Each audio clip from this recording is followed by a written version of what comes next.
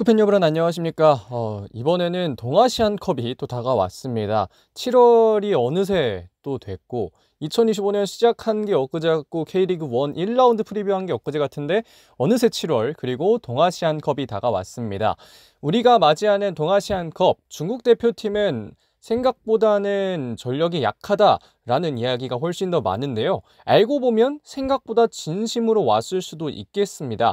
과연 동아시안컵 중국전, 중국은 어떤 전력을 갖고 있고 어떤 것들을 보면 좋을지 지금부터 한번 알아보겠습니다. 우선 중국 대표팀에 대해서 좀 보겠습니다. 중국 대표팀의 피파 랭킹은 94위입니다. 우리 대표팀에 비해서는 많이 낮은 순위죠. 2025년 4경기에 나섰고요. 1승 3패를 기록했습니다. 이 기간 1득점 4실점, 월드컵 3차 예선 C조 경기를 모두 치러냈었고요. 3월 그리고 6월에 A매치를 진행했습니다. 이 월드컵 3차 예선 3승 7패를 하면서 C조 5위가 됐고요. 진출에는 완벽하게 실패했습니다. 1위와 2위의 경우에는 월드컵 직행이 되고요. 3위와 4위의 경우에는 4차 예선 이렇게 가는데 5위가 되면서 4차 예선까지는 갈 수도 없게 됐고요. 일본, 호주, 사우디아라비아, 인도네시아 그리고 바레인과 함께 같은 조였는데 인도네시아가 이제 올라가면서 중국 대표팀이 또 다시 한번 탈락을 하게 됐습니다. 언론의 세대 교체를 천명했던 중국은 3월 A매치나 6월 A매치에서도 분명 세대 교체를 위시한 라인업을 간혹 들고 나왔었는데 사실 그 말이 이번 대회에서 이걸 아예 포기하겠다 이런 얘기는 아니거든요. 그렇기 때문에 우리가 중국 대표팀에 대해서 조금이라도 알면 더 좋지 않을까 해서 이번 뒤의 이야기를 조금 더 이어가 보도록 하겠습니다.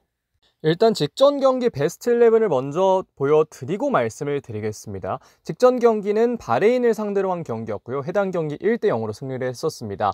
키퍼에는 왕달레이 키퍼, 포백에는 릴레이, 브라우닝, 웨이젠, 양재샹. 사실 여기까지 보면 미소집된 선수가 훨씬 많은데 이것을 미드필더 그리고 공격진으로 옮겨서 보면 중앙 미드필더는 3명 중에 2명이 현재 소집이 되어 있는 상황이고 공격진에 있는 3명의 선수는 모두 소집이 되어 있습니다. 이런 걸 보면 분명 세대 교체를 천명을 했고 그것이 좀 엉망진창으로 이어갈 수도 있겠지만 어쨌든 연속성은 가진 채로 우리나라에 왔구나. 이 정도를 좀 우리가 이번 라인업을 보고 확인할 수 있겠습니다.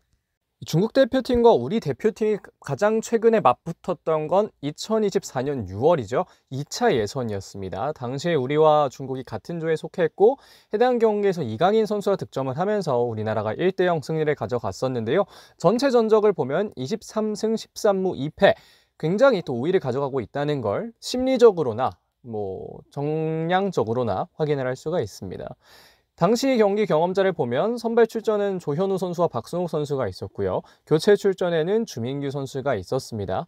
중국 명단 조금 더 이야기를 드리면 세대 교체를 진행 중에 있는 중국이기 때문에 당시의 맞대결과 비교하면 확실히 겹치는 선수가 많지는 않다. 그렇기 때문에 대한민국 대표팀에게는 조금 더 새로운 선수들이 또 상대로 나올 수 있다. 이 정도로 얘기를 드릴 수 있겠는데 여기에 더해서 조금 더 이야기를 해보자면 우리 대표팀에서도 당시에 뛰었던 선수가 지금 명단에는 3명밖에 없는 만큼 우리 대표팀도 꽤나 새로운 전력으로 중국을 맞이한다. 이 정도를 좀 생각을 할 수 있겠습니다. 그러면 이제 관전 포인트를 봐야겠죠. 첫 번째 포인트는 새로운 베스트 11입니다. 일단 동아시안컵 기간은 피파에서 설정한 공식 A매치 기간이 아니기 때문에 의무 차출이 주어지지 않습니다.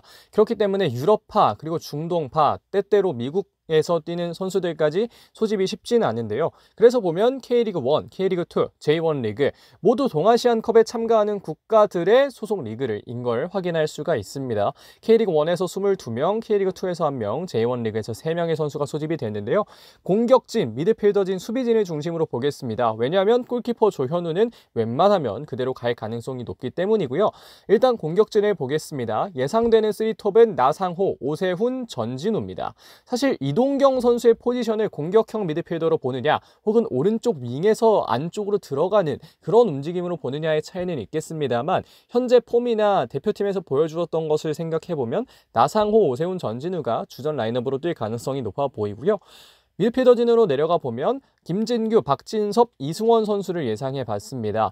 혹은 전북의 조전조합 김진규, 박진섭, 강상윤 이 3명이 그대로 유지될 수도 있겠습니다만 어쨌든 추가 발탁 이전에 이승원 선수는 이미 선발되었다는 것을 생각해보면 이러한 미드필더진도 생각을 해볼 수 있겠다. 뭐 이 정도로 얘기를 드릴 수 있겠고, 다만 이승원 선수의 플레이 스타일이나 이런 걸 생각해 봤을 때는 좀 더 많이 띄워주는 선수가 필요할 수도 있겠다. 이런 생각이 들면 뭐 강상윤이나 혹은 투볼란치를 세워서 서민우 혹은 김봉수가 뛸 수도 있겠다. 뭐 이 정도로 좀 생각을 할 수 있습니다. 마지막으로는 수비진을 보겠는데요. 예상되는 건 이태석, 김주성, 서명관, 박승욱입니다. 현재 오른쪽 풀백으로 나설 수 있는 것은 오른쪽 풀백이 주 포지션인 김문환 그리고 박승욱이고요. 물론 박승욱은 센터백도 주 포지션으로도 볼 수 있습니다. 거기에 이제 김태현 선수가 들어갈 수 있는데, 개인적으로는 김문환 선수의 부상 복귀가 그렇게 오래되지 않았기 때문에 박승욱 선수가 오른쪽에 나올 것으로 보이고, 지금 보이는 포메이션이 그대로 나올 것 같다는 생각이 드는데, 김주성의 파트너로 서명관, 또 누구 있었죠? 변준수 혹은 뭐 박승욱까지 어떤 선수가 조금 더 홍명보 감독의 마음에 드냐에 따라서 수비진의 구성은 좀 바뀔 수 있다. 그렇게 되면서 아예 새로운 베스트 11이 구성될 수 있다. 이런 이야기를 드릴 수 있겠습니다. 두 번째 포인트는 중국 대표팀의 상황입니다. 아무래도 이번 영상을 보시는 분들 대부분 아마 이 영상 보기 전에도 댓글로 중국을 이렇게까지 봐야 되냐 이런 이야기 꼭 하실 분들이 한두 분은 계실 거라는 생각을 하고 지금까지 늘 그래 왔는데요. 중국이 너무 강해서 대비해야 된다는 얘기가 아닙니다. 중국 대표팀도 혹시 모르니 봐야 된다는 이야기인데요. 세대 교체를 진행하고 있는 중국은 점차 경험을 쌓고 있는 선수들로 포메이션을 구성하고 있습니다. 이것에 대해서 가장 중요한 건 그래도 각 포지션별로 경험이 있는 선수들은 존재해야 한다는 사실인데요.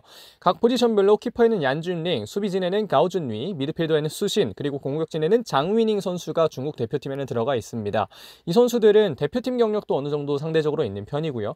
그리고 경기 자체의 경험도 많은 선수들이라서 이 선수들을 기점으로 해서 세대 교체를 하겠다라는 것이 중국 대표팀의 명단을 보면 좀 확인할 수 있는 것인데, 전원이 중국 슈퍼리거라는 점 역시 중국 대표팀 내에서는 어느 정도의 조직력을 또 향상시킬 수 있는 부분이라는 생각도 듭니다. 특정 팀에서도 많이 선발이 됐습니다. 특히 상하이 있는 두 팀에서도 선발이 많이 됐고, 그리고 대부분의 팀에서 복수 선발이 되기 때문에 조직력 자체는 괜찮을 것 같은데, 외국인 선수를 제외하고 슈퍼리그의 경쟁력이 높지 않다는 걸 생각해 보면 조직력은 좋을 수 있지만 개인의 능력은 또 모른다. 뭐 이 정도로 얘기를 드릴 수 있겠고, 마지막으로 감독 대행이 이끄는 팀이라는 것도 한번 볼만한 상황인 것 같습니다. 현재 과도기를 겪고 있다고 봐도 무방한 중국 대표팀인데, 현재 중국 대표팀 전력에 아쉬움을 더하고 있는 요소는 바로 감독 대행이라는 점이죠. 감독을 빨리 선발을 해서 팀을 만들어 가야 되는데 그것이 지금 잘 안 되고 있어서 세대 교체를 하고는 있습니다만 그것이 새로운 감독에게도 해당이 되는 이야기일지는 지켜봐야 되는 지점이 있어서 약간 혼란스럽다. 이 정도로 중국 대표팀의 상황을 좀 정리할 수 있겠습니다. 마지막 관전 포인트, 저는 승리하길 바랍니다. 상대도 세대 교체를 하고 있습니다만 우리도 유럽파 없이 새로운 선수를 많이 이번 대표팀에 선발했습니다. 축구에 무조건은 없습니다. 첫 경기이기 때문에 더욱 변수가 많은 중국전이고, 그 경기에서 안정감과 새로움을 동시에 보여줄 수 있다면 대표팀은 남은 두 경기 역시 확실히 자신감을 가지고 경기를 치를 수 있을 것으로 생각하는데요.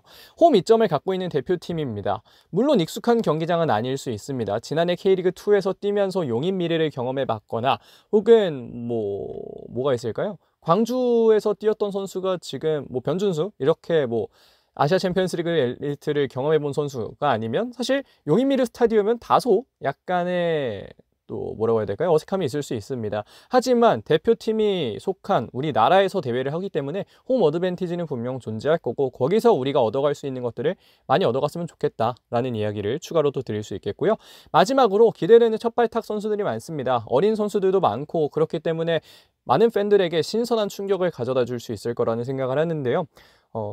모르겠습니다. 이 대표팀, 협회, 감독 여러 문제가 있습니다만 어쨌든 이기면서 가야 소잃고 외양간을 고칠 때 여러 재료들이 높은 퀄리티로 다가올 수 있거든요. 그래서 이런 점들을 계속해서 생각해 본다면 이 경기 잡고 동아시안컵 다 잘 치러내서 꼭 이겨내길 바라는 모습이 제 눈에 보였으면 좋겠습니다.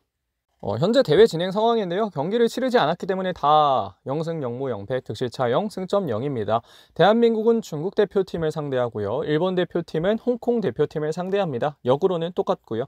어쨌든 이번 대회가 이제 막 펼쳐지게 되겠습니다. 여기까지 동아시안컵 중국전 프리뷰 진행해 봤습니다. 프리뷰라기보다는 뭐라고 해야 될까요? 우리 대표팀의 상황, 그리고 중국 대표팀의 상황, 이번 영상에서는 중국 대표팀의 상황을 조금 더 많이 봤는데, 어쨌든 동아시안컵을 맞이하면서 여러분들과 함께 소통하는 그 시작점을 알리는 영상이라고 생각해 주시면 되겠습니다. 앞으로 남은 두 경기도 함께 볼 예정이고요. 아무쪼록 중국전 아무도 다치지 않고 좋은 경기해서 또 승전보를 울렸으면 하는 바람이 있습니다. 자, 이번 영상은 여기서 마무리하겠습니다. 고맙습니다.